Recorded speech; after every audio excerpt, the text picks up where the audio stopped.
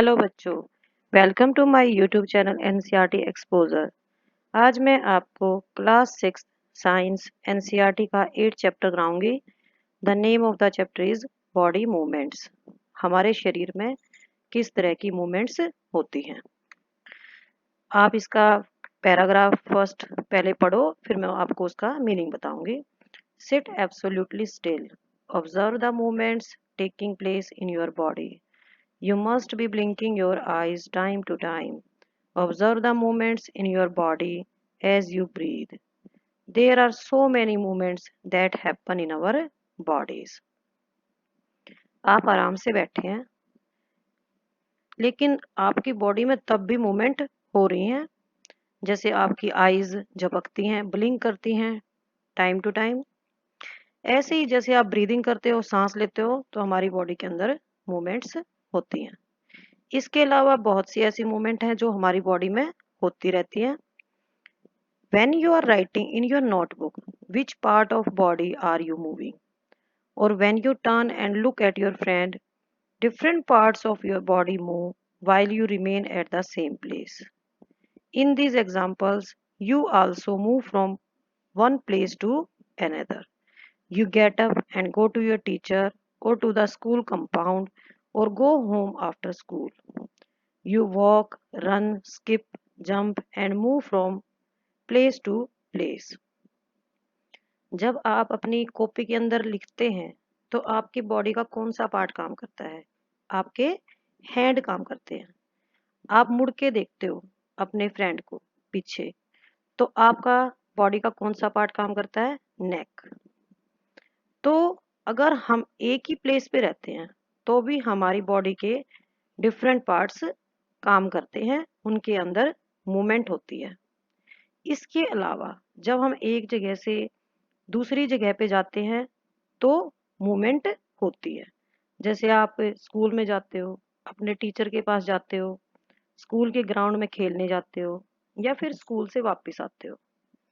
तो एक प्लेस से दूसरे प्लेस जाने के लिए वॉकिंग, रनिंग, स्कीपिंग, जंपिंग, ये सब मूवमेंट्स आप करते हो। Bujjo wonders about movement in plants. He knows they don't move from place to place, but they show any kind of movement. Boojho को हैरानी होती है कि भाई क्या प्लांट्स में भी मूवमेंट होती है, क्योंकि वे एक जगह से दूसरी जगह तो जाते नहीं। तो क्या मूवमेंट होती है? होती है। मूवमेंट प्लांट्स में भी होती है। Let us see how animals move from place to place. अब हम देखेंगे कि एनिमल्स एक प्लेस से दूसरे प्लेस कैसे जाते हैं। आप टेबल 8.1 को देखो। How do animals move from place to place. One side animals दे रखे हैं, बीच वाले कॉलम में बॉडी पार्ट दे रखा है, कौन सा बॉडी पार्ट यूज होता है, और लास्ट कॉलम में उसकी जो वॉकिंग का मेथड है उसको दे रखा है। Cow and human beings, they have legs and they both walk. Snake uses whole body for slithering. Birds, insects both have wings and they fly. Fish has fins for swimming. Walk, run, fly, creep, crawl, slither and swim. These are only a few of the ways in which animals move from one place to other. Why are there so many differences in the way that animals move from place to place? Why is that many animals walk while a snake slithers, crawls or a fish swims?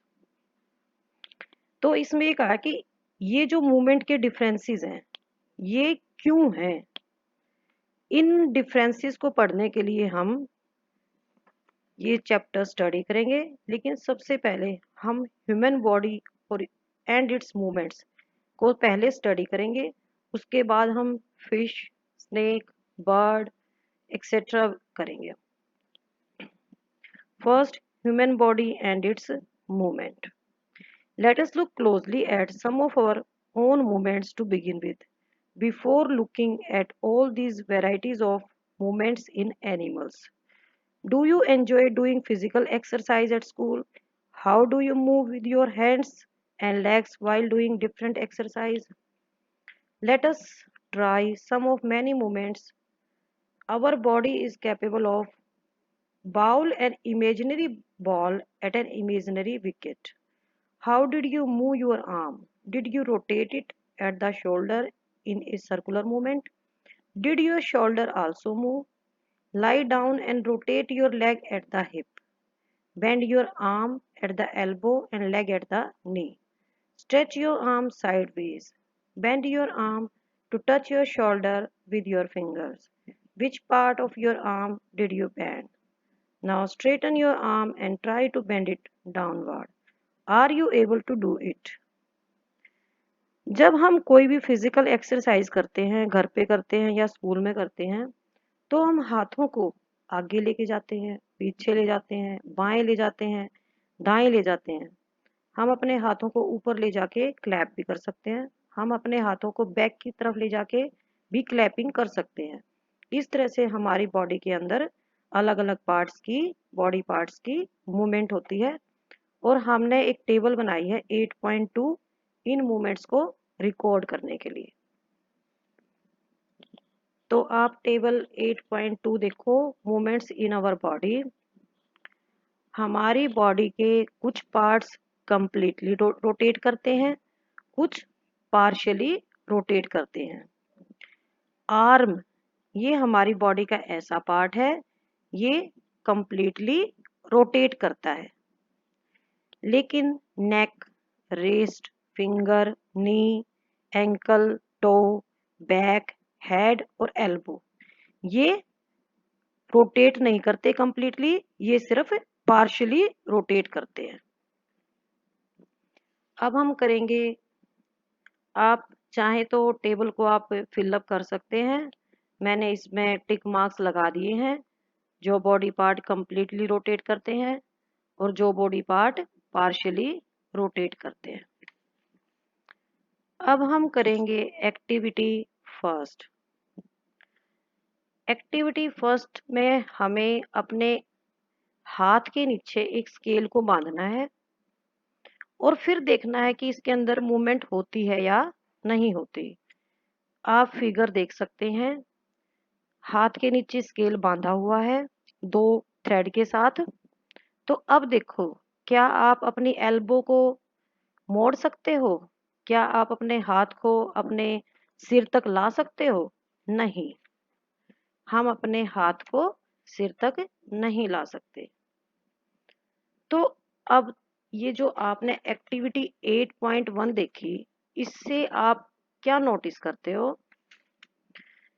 Did you notice that we are able to bend or rotate our body in places where two parts of our body seem to be joined together, like elbow, shoulder, or neck? These places are called joints.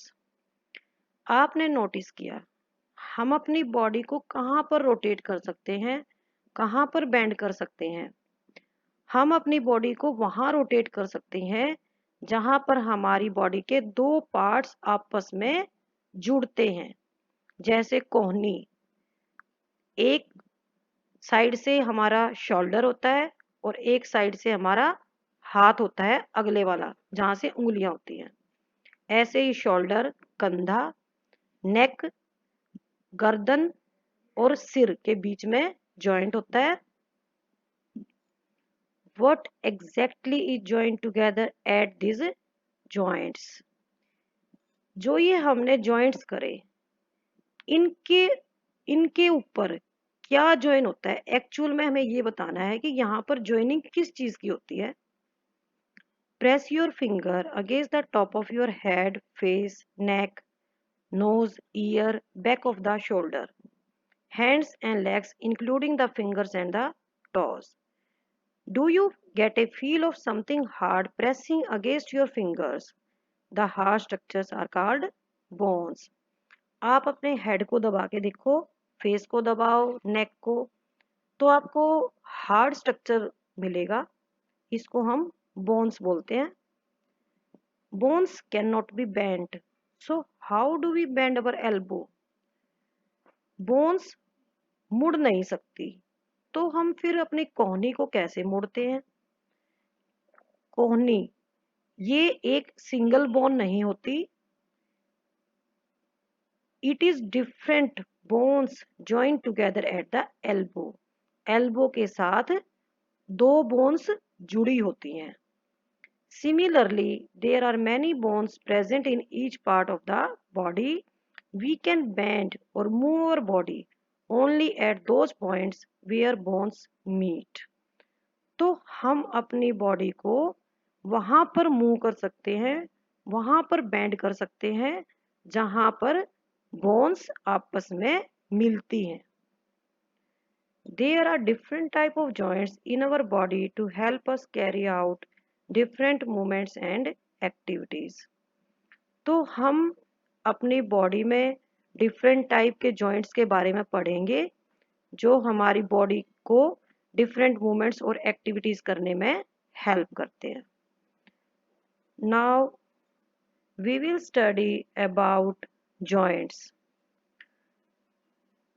पहले मैं आपको इनके headings बताऊंगी, फिर एक एक के बारे में बताऊंगी। First, ball and socket joint, second, pivotal joint, third, हिंग joint, and fourth is fixed joint. First of all, we will study about ball and socket joints. आप फिगर देखो, इसमें बॉल एंड सॉकेट जॉइंट बना के दिखा रखा है।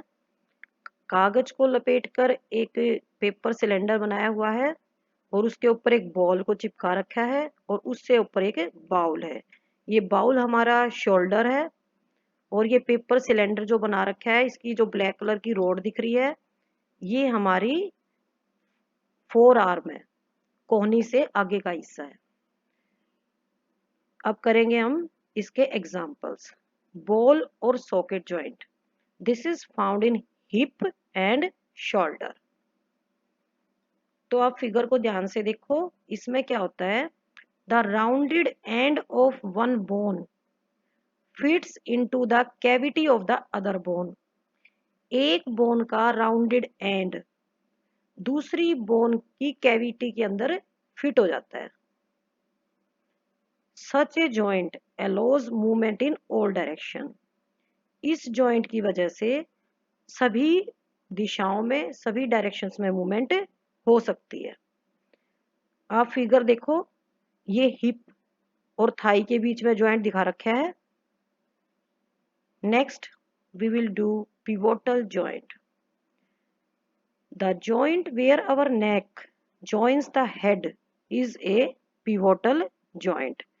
It allows us to bend our head forward and backward and then turn the head to our right or left. आप figure में देख सकते हैं पिवोटल जॉइंट को, ये हमारी गर्दन और सिर के बीच में होता है। इस जॉइंट की मदद से ही हम अपने सिर को आगे, पीछे, दाएं और बाएं कर सकते हैं। नेक्स्ट, हिंग जॉइंट। आप इसकी फिगर देखो हिंग जॉइंट की, जैसे हमारे कमरे का दरवाजा है, इसको हम बाहर भीतर कर सकते हैं। हमारी कोहनी का जो जॉइंट होता है, ये हिंग जॉइंट होता है। The elbow has a hinge joint, it allows only back to forth movement. ये हमारी बैक टू फोर्थ मूवमेंट को एलो करता है। Next, fixed joints. Some joints between bones in our head are different from those we have discussed so far. The bones cannot move at these joints. Such joints are called fixed joints. ये joints ऐसे होते हैं जहां पर bones move नहीं कर सकती, इसीलिए इनका नाम फिक्स्ड जॉइंट है। जैसे आप डॉक्टर के पास जाते हो, डेंटिस्ट के पास जाते हो, तो जैसे वो आपको मुंह चौड़ा खोलने के लिए बोलता है, तो आपका ऊपर वाला जो मूवमेंट करता है नीचे वाला करता है, आपका लोअर जा वो मूवमेंट करता है। आप अपने ऊपर वाले जा को करके देखो, ये नहीं होता, because there is a joint between the upper jaw and the rest of the head which is a fixed joint. We discussed only some of the joints that connect parts of our body. हमने joints पढ़े हैं जो हमारी body के parts को आपस में connect करते हैं. What gives the different parts of the body their different shape? क्या चीज है कि जिससे हमारी body parts को अलग अलग shape मिलती है? अगर आप डॉल बनाना चाहते हो तो पहले आप उसका एक फ्रेमवर्क बनाओगे, तो ऐसे ही हमारी बॉडी में बोन्स का एक फ्रेमवर्क होता है जो हड्डियां बनाती हैं। All the bones in our body form a framework to give a shape to our body. This framework is known as skeleton. Human skeleton is composed of around 305 bones at birth. जब बच्चा पैदा होता है तो क्या आप जानते हैं उसकी 305 बोन्स होती हैं, लेकिन जैसे जैसे वो बड़ा होता जाता है बोन्स आपस में फ्यूज हो जाती है और घट के उनकी संख्या कितनी हो जाती है? 206। आप स्केलेटन देख सकते हैं फिगर में, द ह्यूमन स्केलेटन। अगर आपकी फैमिली में या किसी फ्रेंड को चोट लग जाती है तो डॉक्टर क्या कहते हैं, भाई इसका एक्सरे करा लो। एक्सरे कराने से ये पता चल जाएगा कि कहीं कोई बोन टूट तो नहीं गई है, क्योंकि एक्सरे बोन की शेप को बताता है। आप ये पढ़ो paragraph. Did you or anyone in your family ever have an X-ray of any part of your body taken? Sometimes when we are hurt or have an accident, doctors use these X-ray images to find out about any possible injuries that might have happened to the bones. The X-rays show the shape of the bones in our body. Figure में x ray image दिखा रखी है ankle की और नी joints की। अब आप एक छोटी सी एक्टिविटी करके देखो, आप अपने फिंगर्स को बैंड करो। Bend your fingers. Are you able to bend them at every joint? How many bones does your middle finger have? Feel the back of your palm. It seems to have many bones. Is your wrist flexible? It is made up of several small bones called carpals. What will happen if it has only one bone? आप figure देखो, bones of A hand. आप अपने fingers को bend करो। क्या आप हर joint से उसको बेंड कर सकते हो? हम अपनी उंगलियों को उनके हर जॉइंट से बेंड कर सकते हैं। अपनी हथेली का पीछे वाला भाग देखो, इसके अंदर बहुत सारी बोन्स होती हैं, ना कि सिंगल बोन। अब अपनी कलाई को देखो, जहाँ चूड़ियां पहनते हैं, कड़े पहनते हैं, राखी बांधते हैं, ये वाला पोर्शन देखो आप, ये फ्लेक्सिबल होता है क्योंकि इसके अंदर बहुत सारी बोन्स होती हैं छोटी छोटी, इनको हम बोलते हैं कार्पेल्स। अब एक बात बताओ, अगर छोटी छोटी कई बोन्स होने की बजाय हमारी हथेली में, पाम में या हमारी रिस्ट में एक ही बोन होती तो क्या होता? बहुत बुरा होता। हम अपने हाथ को मोड़ भी नहीं सकते, ना हम लिख सकते उससे। अब हम आगे करेंगे रिब केज। एक्टिविटी करेंगे इसके लिए। Take a deep breath and hold it for a little while. Feel your chest bones and the backbone by gently pressing the middle of your chest and back at the same time. Count as many ribs are possible. आप figure देख सकते हैं, rib cage की figure दिखा रखी है। We see that ribs are curiously bent. They join the chest bone and the backbone together to form a box. This box is known as rib cage. There are 12 ribs on each side of chest. Some important internal parts of our body lie protected inside this cage. Rib cage, rib cage क्या है? जैसे हम गहरी सांस लेते हैं तो आप अपनी चेस्ट बोन्स को फील कर सकते हैं और उनको भी काउंट भी कर सकते हैं। ये मुड़ी हुई होती हैं ribs. Ribs join the chest bone and the backbone. Chest की बोन्स को और बैकबोन, बैकबोन होती है रीढ़ की हड्डी, इन दोनों को ज्वाइन करती हैं। ज्वाइन करने के बाद एक बॉक्स बनता है, उसे बोलते हैं रिब केज। हमारी चेस्ट के दोनों साइड्स 12-12 रिब्स होती हैं, यानी हमारी टोटल 24 रिब्स होती हैं। इनका फंक्शन क्या है रिब केज का? ये इंटरनल पार्ट्स जो होते हैं हमारी बॉडी के, उनको प्रोटेक्ट करती हैं। Now next, backbone. आप अपनी गर्दन से लेकर कमर तक जो बैक साइड में जो हड्डी होती है, जो बोन होती है, उसको हम बैकबोन बोलते हैं। It is made up of many small bones called vertebrae. It consist of 33 vertebrae. Rib cage is joined to these bones. If backbone was made up of only one long bone, will your friend be able to bend? आप figure देख सकते हैं backbone की। इसके अंदर आप अगर इनको काउंट करें, ये 33 वर्टिब्री हैं और जो रिब केज हमने इससे पहले पढ़ा है वो इन बोन से जॉइंट होता है। अगर बैकबोन के अंदर केवल एक लॉन्ग बोन होती और इतनी सारी ये 33 वर्टिब्री ना होती तो क्या होता? आप नीचे झुक भी नहीं सकते। Now we will study shoulder bones. 2 shoulder bones होती हैं हमारी बॉडी में। Next we will do pelvic bones. Pelvic bones का आप फिगर देखो।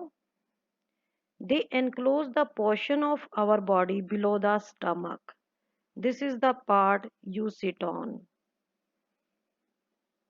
ये हमारी बॉडी का स्टमक से नीचे का जो पोर्शन होता है उसको एनक्लोज करती हैं और यही वो पार्ट होता है जिसके ऊपर आप बैठते हो। The skull is made up of many bones joined together, encloses and protects a very important part of the body, the brain. आप स्कल को देख सकते हो। इसके अंदर बहुत सारी बोन्स होती हैं और इसके अंदर हमारी बॉडी का सबसे इम्पोर्टेंट पार्ट होता है ब्रेन, क्योंकि ब्रेन के बिना हम कुछ भी नहीं है। ब्रेन हमारी बॉडी का सबसे इम्पोर्टेंट पार्ट है और स्कल इसको प्रोटेक्ट करता है। हमने अब तक क्या क्या पढ़ा? जॉइंट्स पढ़े और बोन्स पढ़ी। There are some additional parts of the skeleton that are not as hard as the bones and which can be bent. These are called cartilage. हमारे बॉडी के अंदर कुछ एडिशनल पार्ट्स हैं स्केलेटन के, लेकिन वे स्केलेटन की तरह हार्ड नहीं होते। उनको हम बेंट भी कर सकते हैं, इनको हम कार्टिलेज बोलते हैं। Feel your ear. Do you find any hard bony part that can be bent? There don't seem to be any bones here, is it not? Do you notice anything different between the earlobe and the portions above it as you press them between your fingers? आप अपने कान को पकड़ के देखो, ये बहुत ही soft soft लगता है और जो नीचे वाला पोर्शन होता है ईयरलोब, ये तो और भी सॉफ्ट होता है। ये कार्टिलेज से बना होता है। This is cartilage and cartilage is also found in the joints of our body. Cartilage हमारी बॉडी के जॉइंट्स में भी पाया जाता है। We have learned about the bones in our body and about the joints that help us move in different ways. What makes the bones move the way they do? Let us find out.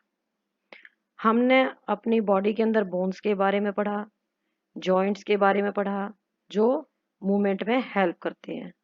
अब हमें ये देखना है कि bones के अंदर ऐसा क्या होता है कि वे ऐसा करती हैं, मतलब मूवमेंट करती हैं। अब हम उसको देखने के लिए एक एक्टिविटी करेंगे। आप एक हाथ की मुट्ठी बंद करो और अपनी बाजू को अपने शोल्डर तक ले आओ। अब अपने थंब को शोल्डर पे लगाओ। Do you see any change your upper arm? क्या आपकी अपर आर्म के अंदर कोई चेंज आता है? अपनी दूसरे हाथ से इसको टच करके देखो। Do you observe a swollen region in the upper arm? This is a muscle. आपको अपनी अपर आर्म में एक स्वॉलन रीजन, फूला हुआ रीजन दिखाई देगा। ये एक मसल है। The muscle bulged out due to contraction. ये जो मसल्स बल्ज हुई है, ये बाहर आई है, ये कॉन्ट्रैक्शन की वजह से होता है। Now bring your arm back to its normal position. What happen to the muscle? Is it still contracted? अब अपनी आर्म को हम वापस नॉर्मल पोजीशन पे ले आएंगे। तो मसल क्या अब भी कॉन्ट्रैक्टेड है? नहीं, ये रिलैक्स हो जाती है। When contracted, the muscle becomes shorter, stiffer and thicker. It pulls the bone. जब एक मसल कॉन्ट्रैक्ट होती है तो इसका साइज छोटा हो जाता है। मसल्स पेयर में काम करती हैं। एक मसल कॉन्ट्रैक्ट होती है तो दूसरी एक्सपेंड होती है। आप फिगर में देख सकते हैं। Two muscles work together to move a bone. ये जो डोले शोले बना रखे हैं, इसके अंदर आपको ये ब्लैक कलर की जो मसल्स दिख रही हैं, ये रेड कलर भी हो सकता है किसी बुक में, इसमें ब्लैक भी है। ये फर्स्ट वाली में डोले बना रखे हैं और ये सेकंड में दोबारा से नॉर्मल पोजीशन है। Two muscles have to work together to move a bone. एक बोन जब काम करती है जब इसके लिए दो मसल्स साथ काम करें। Our muscles and bones always required for movement? क्या मूवमेंट के लिए हमेशा मसल्स और बोन्स जरूरी हैं? How do other animals move? दूसरे एनिमल्स कैसे मूवमेंट करते हैं? Do all animals have bones? क्या सभी एनिमल्स की बोन्स होती हैं? व्हाट अबाउट एन अर्थवॉर्म और ए स्नेल? अर्थवॉर्म और स्नेल के बारे में क्या होता है? Let us study the manner of movement, that is the gait of some animals. आओ हम आगे स्टडी करेंगे मूवमेंट का मैनर क्या क्या है। That is the gait of some animals. ये बुक है, एरिस्टोटल ने लिखी थी ये बुक। ओके बच्चों, आज 8 चैप्टर के फर्स्ट पार्ट में मैं आपको इतना ही कराऊंगी। इसके सेकंड पार्ट में मैं आपको मूवमेंट कराऊंगी जो अदर एनिमल्स में होती है, स्मॉल एनिमल्स में, और इसकी एनसीईआरटी सॉल्यूशंस कराऊंगी। आपको वीडियो पसंद आई होगी। आप ज़रूर इसको लाइक करें और मेरे चैनल को सब्सक्राइब करें। थैंक यू बच्चों। Have a nice day.